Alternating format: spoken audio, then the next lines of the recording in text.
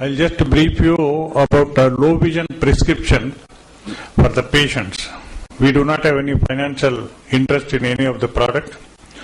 Low vision is a visual impairment not correctable with the glasses, contact lens or surgery, but it interferes with our daily activities. When there is a low vision, the person faces the problems like he cannot recognize the faces, he cannot move independently, he cannot read or watch TV, cannot attend a social function because he is handicapped.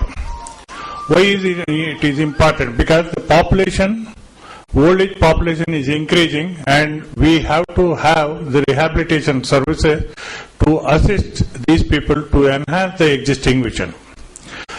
As a result of low vision, the people are depressed very much. They try to retract from the job. They think it is an age-related problem and there is no interest in the surroundings. And also they feel that they are a burden to the family. Attitude totally changes. Sometimes they face the financial burden and also the social problem. The impact of low vision on quality of life can be even devastating. So some people, they depressed so much that they think that they cannot do anything. So low vision aids today, they are not very popular because the doctors are not having enough time to examine the patient and give the low vision aids. And also the people are not aware of the low vision aids available. And apart from prescription of the low vision aids, we must have certain time to train them, motivate them and to use them successfully. And most of the places there are no proper facilities for the low vision prescriptions also. Of course, we have to create in the public the awareness by publishing in the local papers, radio and also to provide the large print books and periodicals and brochures. And mainly the professional awareness on the low vision, that is very important. Increased low vision awareness in the public, the doctors, professionals and family members will help the patient to utilize the services.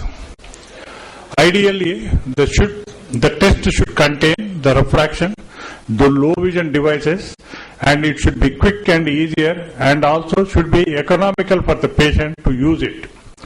Screening of a particular group, that is the people who are having the diabetic retinopathy with the low vision, the macular degenerations, or the people with advanced glaucoma should have preference for the examination and prescription of the low vision aids. This is the target group. Target group is the people with the low vision, mostly with age-related macular degeneration, diabetic retinopathy, and also those who are suffering from glaucoma. And the low vision devices should be cost effective. And the low vision principal component should contain the devices and orientation mobility training, psychological adaptation. The patient should get confidence that he can do something. He may not be able to do the full what he was doing earlier, but with the help of assistive devices, he can do and he can improve the quality of life. As a result, he will improve the self-esteem and he will have proper satisfaction. When we go for a low vision aid prescription, all the suspect cases, we must identify them and we must have clinical assessment and educational and functional assessment, because we should know what is the type of job he is doing earlier and also what is the type of job he wants to do now, whether he wants to switch back to the original work or whether he can go back with the help of the low vision devices or not. We have to do a justify after examination, and accordingly we have to give the prescription, and after the prescription also the training is very important. Because the moment we give the low vision aids, the people will think that they can see anything. But these type of cases we have to tell them that it is not possible to improve the vision, but only the existing vision only we are enhancing so that he will get back to work. And follow-up is very important. And all the time, as I told you, we must know what he was doing, what he wants to do, and what is stopping. Is it only the vision that is stopping him to do the work or any other problem? and we must also ask him whether he wants to do the same thing or something else. So of course, if it is not possible with correction to do the same thing, we have to give the alternate assessment.